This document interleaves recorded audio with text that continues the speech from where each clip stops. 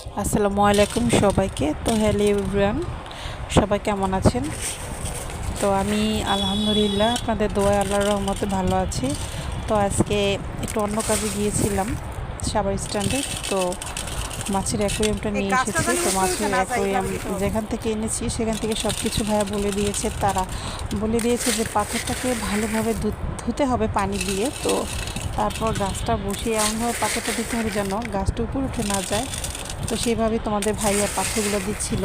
তো আমিও দিচ্ছিলাম, আমার ছেলেও দিচ্ছিল। তো ভালোভাবে এগুলো দিতে হবে সুন্দর করে, যেন গাছটা উপরে উঠে না যায় পানি দেওয়ার পর। তো পানি দিয়ে নিয়েছি। আর মাছের পলিথিনটা এভাবে রেখেছি। 10 মিনিট পর একদম মাছটা ছেড়ে দেওয়া হবে, কারণ মাছের দেখো মেডিসিন দিচ্ছি তোমাদের ভাইয়া। মেডিসিন দেওয়া লাগবে যখন পানি পাল্টাবো 1 মাস পর পর, তখন। এই যে এখানে সেট আপ করে দিয়েছি। আর এটার খাবার দিতে হবে প্রতিদিন 30 থেকে 40টা।